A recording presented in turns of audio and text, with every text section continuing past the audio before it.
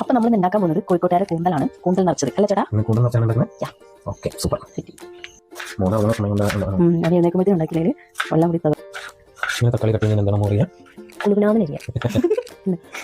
പിന്നെ കുറച്ച് ഇഞ്ചി വെളുത്തുള്ളി പേസ്റ്റ് ഇത് ഞാൻ നേരത്തെ കൂട്ടി അച്ചായിരുന്നു. അതിലേക്ക് എണ്ണ വെക്കട്ടെ. കുറച്ച് എണ്ണ വെച്ചാൽ മതിയാ. പാനൊക്കെ ചൂടായി വന്നിട്ടുണ്ട്. അതിൽ കുറച്ച് ഉള്ളി ഇട്ടിട്ട് വഴറ്റിയെടുക്കാം. അങ്ങനെ നമ്മുടെ ഉള്ളിൽ ഇങ്ങനെ ഏകദേശം കളറൊക്കെ മാറി സെറ്റ് ആയി വന്നിട്ടുണ്ട്. ഇനി അതിൽ കുറച്ച് തക്കാളിയൊക്കെ ഇടാം. അങ്ങനെ തക്കാളി സെറ്റ് ആയി വന്നിട്ടുണ്ട്. അതിൽ കുറച്ച് ഇഞ്ചി വെളുത്തുള്ളി പേസ്റ്റാണ്. ഇഞ്ചി വെളുത്തുള്ളി ചെറിയ ഉള്ളി ഇട്ടിട്ടുണ്ട് കേട്ടോ. പിന്നെ അങ്ങനെ എല്ലാം വഴണ്ടി വന്നിട്ടുണ്ട്. അതിലേക്ക് ഇച്ചിരി മല്ലിപ്പൊടി, മഞ്ഞൾപ്പൊടി, മുളക് പൊടിയൊക്കെ ഇട്ട് കൊടുക്കാം. ഇതിലേക്ക് കുറച്ച് ഗരം മസാലയും പിന്നെ കുറച്ച് മക്കളെ ഇങ്ങനെ കൂടുതൽ സ്പൈസി ആക്കാൻ നിൽക്കണ്ട. കുറച്ച് കുരുമുളക് പൊടി ഇട്ട് കൊടുക്കാം. ഇങ്ങനെ നന്നായിട്ട് ഇളക്കി കൊടുക്കാം. ഇതിൻ്റെ കൂടെ കുട്ടാപ്പ് എഴുന്നേറ്റ് വന്നിട്ടുണ്ട് ഉറങ്ങി. ഇതിലേക്ക് കുറച്ച് കൂന്തലിൻ്റെ നമ്മൾ ഇറക്കുമ്പോൾ തലയൊക്കെ കിട്ടുമല്ലോ, അതും പിന്നെ കുറച്ച് ചെറിയ ചെറിയ കഷ്ണങ്ങൾ കൂടിയിട്ട് എടുത്ത് വെച്ച് കൂടി ഇട്ട് കൊടുത്ത് വഴറ്റിയെടുക്കാം. നന്നായിട്ട് ഇളക്കിയിട്ട് വെള്ളം ഒഴിക്കേണ്ട, ചുമ്മാ നിറച്ച് വെച്ചാൽ മതി. അപ്പോൾ കൂന്തൽ ഇനി കുറച്ച് ഉപ്പ് കൂടി ഇട്ടിട്ട് ഒന്നുകൂടി ഇളക്കിയിട്ട് നമുക്ക് അരച്ച് കൊടുക്കാം കേട്ടോ. അപ്പോൾ കുറച്ച് പെരിഞ്ചീരകം ഒരു നല്ലൊരു മണക്കാൻ വേണ്ടിയിട്ട് ഒരു ഇച്ചിരി പെരിഞ്ചീരകം കൂടി ഇട്ടിട്ട് ഒന്നുകൂടി ആക്കിയിട്ടൊരു കുറച്ച് അരി ഒന്ന് ഇത് ചൂടാക്കാം. ഇത് അത്യാവശ്യം വന്നിട്ടുണ്ട്. അത് ഫില്ല് ചെയ്യാൻ വേണ്ടിയിട്ടല്ലേ, അതൊന്ന് സ്റ്റീം ചെയ്ത് ചെയ്യണമല്ലോ. അതിനകത്ത് കുറച്ച് തേങ്ങ ഇട്ട് കൊടുക്കാം. ഇനി ഇതിലേക്ക് കുറച്ച് കറിവേപ്പില ഇട്ട് കൊടുക്കും. ഇനി ഇത് കുറച്ച് ഒന്ന് തണുക്കാൻ വെക്കണം. കൂന്തൽ നനയ്ക്കാൻ വേണ്ടിയിട്ട് കുറച്ചൊന്ന് തണുക്കട്ടെ. അങ്ങനെ നമ്മൾ മസാല എല്ലാം തണുത്ത് വന്നിട്ടുണ്ട്. ഇനി കൂന്തലിലേക്ക് നിറച്ച് കൊടുക്കാം.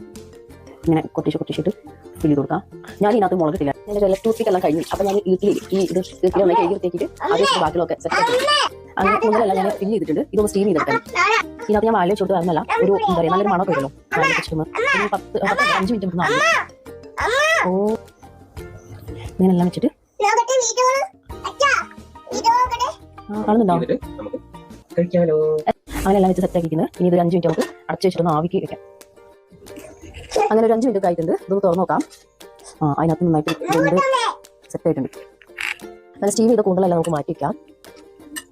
നമുക്ക് തീ കുറച്ച് വെച്ചിട്ട് കുറച്ച് പെരിഞ്ചീരകം ഇട്ട് കൊടുക്കാം. അത് ഏകദേശം ഒന്ന് മൊഴിഞ്ഞ് വരുന്നുണ്ട്.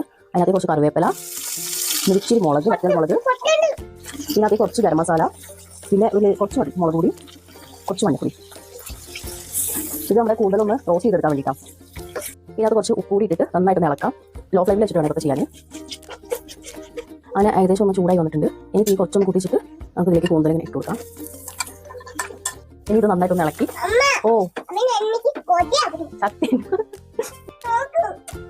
ഇതിനകത്ത് കമ്പുള്ളതുകൊണ്ട് നേരെ തിരിഞ്ഞ തരത്തിൽ ഇളക്കുമ്പോൾ നമ്മൾ ഓരോന്നിട്ട് ഇങ്ങനെ മറിച്ചിട്ട് കൊടുക്കുന്നതായിരിക്കും നല്ലത്.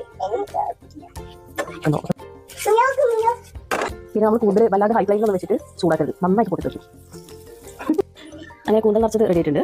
എല്ലാവരും ഒന്ന് ട്രൈ നോക്കണേ. അഭിപ്രായങ്ങളെല്ലാം പറയാൻ മക്കളെ.